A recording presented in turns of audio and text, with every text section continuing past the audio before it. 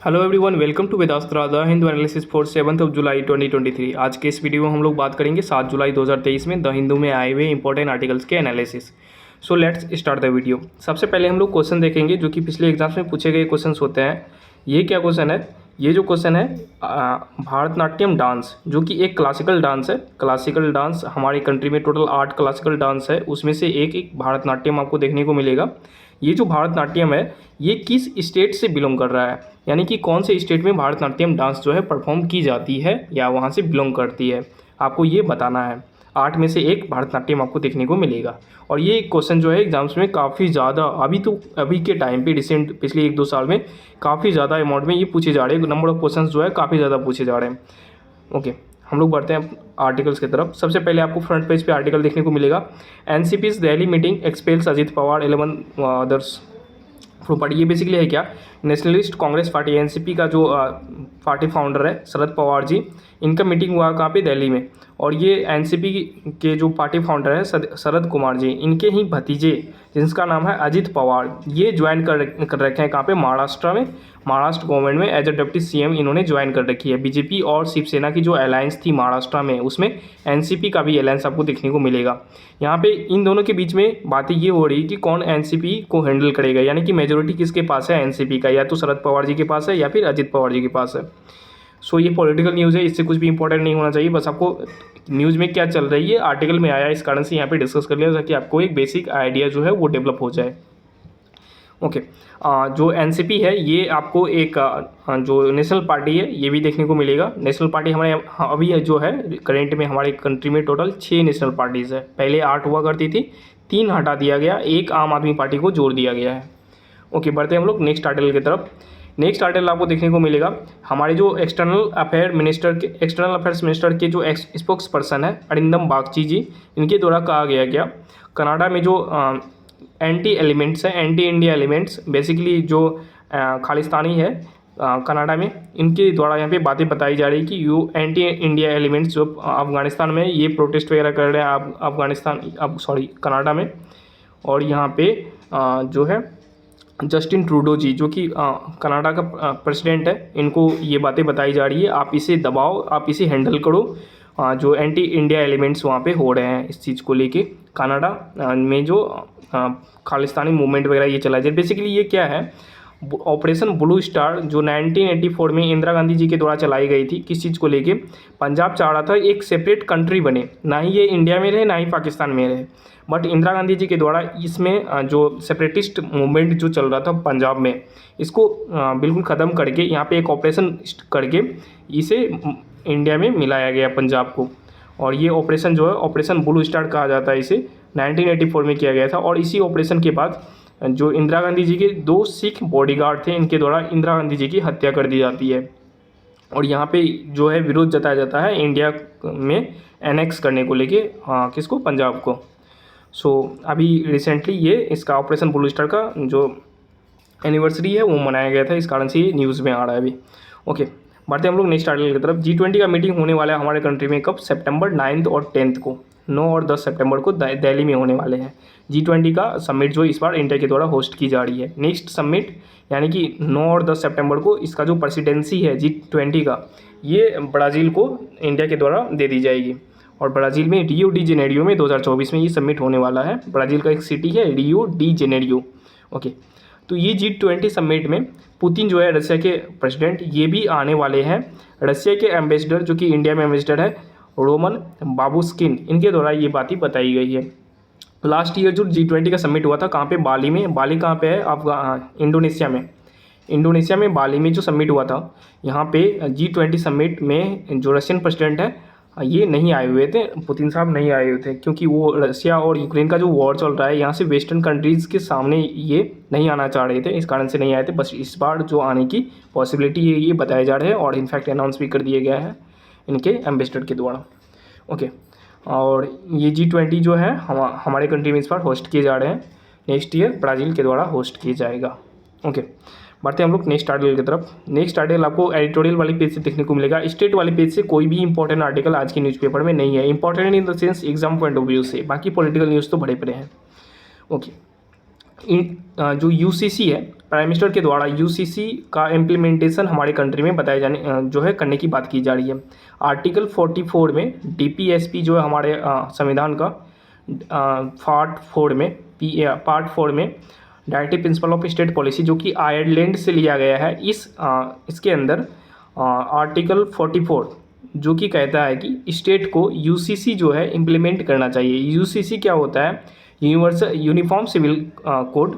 ये बेसिकली हर वो केस को एक जो पर्टिकुलर एक सा ही सज़ा का प्रावधान होगा उसी को यहाँ पे इम्प्लीमेंट करने की बात की जा रही है। जैसे मैरिज जो होती है, हिंदू में अलग तरीके से मैरिज होती हैं, मुस्लिम्स में अलग तरीके से होते हैं, और भी अलग कम्युनिटीज़ में अलग तरीके से होते हैं, और भी कई सारी चीज़ें इसमें इंक्लूड करने की बात की जा रही है। तो वहाँ पे जो सज़ा वगैरह पे प्रावधान होंगे वो सेम होंगे, बस इसी को इम्प्लीमेंट करने की बात की जा रही है। ये आर्टिकल आया हुआ है हमारे वाइस प्रेसिडेंट के द्वारा। इन्होंने ये आर्टिकल लिखे हुए former vice president M Venkaiah Naidu ji. अभी कौन है? जो पहले बंगाल के गवर्नर थे, जगदीश मुखी जी। नहीं, बंगाल के गवर्नर पहले कौन थे? मैं इसे भूल रहा हूँ, अभी नाम काफ़ी फ्रिक्वेंटली उसका यूज़ होता है बट मैं भूल रहा हूँ। आप लोग इसे कमेंट बॉक्स में ज़रूर बताना। ओके, ये बात की जा रही है इनके द्वारा, ये इंप्लीमेंट कर देना चाहिए हमारे कंट्री में। इसी को लेके ये आर्टिकल आया हुआ, बस आप एक बार पढ़ना है, इसे पढ़ के अंडरस्टैंड करना बस आपको, इसमें ज़्यादा कुछ पूछना है नहीं। यूसीसी ये डॉक्टर भीमराव अम्बेडकर जी के द्वारा ये बताई गई थी कि यूसीसी को इम्प्लीमेंट करना चाहिए अगर हम अपने कंट्री के जो डाइवर्सिटी है उसमें यूनिटी लाना चाहते हैं। जो हमारे देश में विभिन्नता है उसमें एकता लाने की बात की जाती है, तो जो यूसीसी है ये हमारे देश में इम्प्लीमेंट की जानी चाहिए। उसी को लेके यहाँ पे आर्टिकल में बताया गया है। और ये यूसीसी का आर्टिकल जो आर्टिकल 44 है, आर्टिकल 44 ये काफ़ी ज़्यादा एग्जाम से पूछा जा रहा है। बस आपसे ये पूछने वाला है एग्जामिनर, आर्टिकल जो यूसीसी है यूनिफॉर्म सिविल कोड, ये हमारे कॉन्स्टिट्यूशन के कौन से आर्टिकल में आता है? इससे ज़्यादा कुछ नहीं पूछेगा। बाकी ये कौन से पार्ट में आता है? तो पार्ट 4 में आता है, डीपीएसपी में आता है। सो ये था आर्टिकल। बढ़ते हैं हम लोग नेक्स्ट आर्टिकल की तरफ जो कि न्यूज़ वाले पेज से है। India France gear up for Modi's visit focus on की डील्स। ये बेसिकली है क्या? फ्रांस जो कि एक यूरोप का कंट्री है, ये होस्ट कर रहा है Bastille day, BASTILI Bastille day. ये होस्ट किया जा रहा है फ्रांस के द्वारा 14 जुलाई को। ये डे बेसिकली है क्या?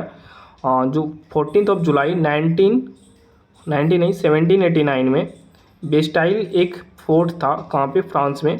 BESTILE बेस्टाइल एक किला था, फोर्ट, पेरिस में। फ्रांस की राजधानी जो पेरिस है, पेरिस से कुछ ही दूरी पर ये किला था जहाँ पे काफ़ी सारे कैदियों को कैद करके रखा गया था वहाँ के राजा के द्वारा, और उसे फ्री करने के लिए। और इस जो किला है यहाँ पे काफ़ी सारे गन्स वगैरह, काफ़ी सारे जो वेपन्स है वो रखा गया था।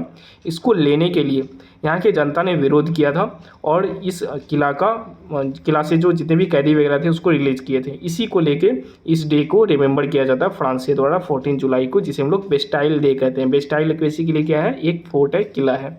और यहाँ पे प्राइम मिनिस्टर साहब का विजिट होने वाला है 14 जुलाई को, और इसके साइडलाइंस में कई सारे एग्रीमेंट्स वगैरह जो है ये भी साइन किए जाने हैं। जब एग्रीमेंट साइन कर दिए जाएंगे फिर हम लोग उस पर डिस्कस करेंगे। ओके, एंड ये आपको अजित डोवाल जी जो कि हमारे नेशनल सिक्योरिटी एडवाइज़र हैं, ये इन्होंने जो एजेंडा है कौन कौन सी चीज़ों पे एग्रीमेंट वगैरह होना है, किस तरीके का डील होना है, इन सब चीज़ों पे लेके ये मीटिंग वगैरह कर रहे हैं। सो ये था आर्टिकल। बढ़ते हैं हम लोग नेक्स्ट आर्टिकल की तरफ। फ्रांस के प्रेसिडेंट आपको कौन देखने को मिलेंगे? फ्रांस के जो प्रेसिडेंट है इमैनुअल मैक्रोन साहब आपको फ्रांस के प्रेसिडेंट देखने को मिलेंगे। ओके, बढ़ते हैं हम लोग नेक्स्ट आर्टिकल की तरफ। न्यूज़ वाले पेज से ही आपको देखने को मिलेगा चंद्रयान। कल जो न्यूज़ में आया था क्या, चंद्रयान जो है लॉन्च होने वाले कब से? 13 से लेके 19 तक। और ये कंफर्म कर दिया गया है इसरो के चेयरमैन एस सोमनाथ जी के द्वारा कि 14 जुलाई को जो 2:35 है इस टाइम पे हम लोग लॉन्च करने वाले हैं चंद्रयान 3। और ये अगस्त 23 या 24 को लैंड करेगा। कहाँ पे? मून में। लेकिन कंडीशन दिया गया लैंड पे मून करने के लिए सनलाइट होनी चाहिए। अगर सनलाइट नहीं हो पाती है अवेलेबल लैंड पे जिस टाइम पे ये लैंड करेगी मून पे, सनलाइट अगर मून पे नहीं हो पाती है जिस टाइम पे ये जो रोवर है चंद्रयान का लैंड करेंगे, तो क्या कर दिया जाएगा अगले सनलाइट के लिए, तब तक के लिए इसे स्पेस में ही रखा दिया जाएगा। और स्पेस में कैसे रहेंगे? क्योंकि इसमें बैटरी रहेगा और ये बैटरी सनलाइट से चार्ज होंगे। कहाँ पे? रोवर में बैटरी फिट है और ये बैटरी सोलर भी इसमें फिट है, तो सनलाइट से ये चार्ज होंगे। और जब तक लैंड नहीं कर दिए जाते हैं मून पे तब तक ये जो स्पेस है वहीं पे रहेंगे। और ये बैटरी जो है इलेक्ट्रिकल, ये बैटरी ये मून पे इसलिए लैंड नहीं कराया जा रहा है सनलाइट के नहीं होने के कारण, क्योंकि जो यहाँ पे टेम्परेचर होता है मून पे ये ऑलमोस्ट -40 डिग्री सेल्सियस के आसपास होता है। यहाँ पे इलेक्ट्रॉनिक डिवाइस काम नहीं करने की भी पॉसिबिलिटी होती है, बट इन्होंने चेक कर लिया ये काम कर सकते हैं, फिर भी रिस्क नहीं लेना चाहते हैं। इस कारण से सनलाइट रहेगी तभी ये लैंड कराया जाएगा मून पे। चंद्रयान 3 के बारे में लॉन्च किया जाएगा और ये इसरो के चेयरमैन एस सोमनाथ जी के द्वारा ये बातें बताई गई हैं। चंद्रयान 2 और चंद्रयान 1 के बारे में भी आपको पता होनी चाहिए। चंद्रयान 2, चंद्रयान 1। चंद्रयान 1 जो है 2008 और 9 के बीच में लॉन्च किया गया था। 22 अक्टूबर 2008 में लॉन्च किया गया था और ये 29 अगस्त 2009 में फेल हो गया था हमारा ये मिशन। और चंद्रयान 2 जो है, अच्छा इस टाइम पे चंद्रयान 1 जब लॉन्च किया गया था, इसमें आपको 2 बातें याद रखनी है। इस टाइम पे चेयरमैन कौन थे इसरो के और कौन से जो रॉकेट है उससे लॉन्च किया गया था। तो रॉकेट का नाम था PSLV, polar satellite launch vehicle C11। और चेयरमैन जो थे माधवन नायर जी आपको चेयरमैन देखने को मिलेंगे और ये चेयरमैन का क्वेश्चन पूछा हुआ है, जैसा कि मैंने आपको कल भी बताया था। और इसरो जो चंद्रयान 2 था ये लॉन्च किया गया था 2019 में। इस टाइम पे आपको चेयरमैन K-Sivan देखने को मिलेंगे, K-Sivan। और ये कौन सा रॉकेट से लॉन्च किया गया था? GSLV Mark 3 से लॉन्च किया गया था, GSLV Mark 3। और ये चंद्रयान 3 कौन से रॉकेट से लॉन्च किया जाना है? LVM-3 यानी कि लो व्हीकल मार्क 3। और ये इंडिजीनियस रॉकेट है, यानी कि इंडिया के द्वारा बनाया गया ये रॉकेट है LVM-3। सो ये था आर्टिकल। मिलेंगे हम लोग, मिलेंगे नहीं, आगे हम लोग अपने नेक्स्ट आर्टिकल की तरफ बढ़ते हैं। IMA-6 रिलुक, ये क्या बेसिकली इंडियन मेडिकल एसोसिएशन जो है नेक्स्ट एग्ज़ाम जो कराया जाना है किसके लिए? जो भी मेडिकल ग्रेजुएट्स हैं, यानी कि नीट पास करके जो भी मेडिकल ग्रेजुएट्स होते हैं, फिर यहाँ से निकलने के लिए कॉलेज से एक एग्ज़ाम देना होता है जिसे हम लोग नेक्स्ट एग्ज़ाम कहते हैं, NEXT।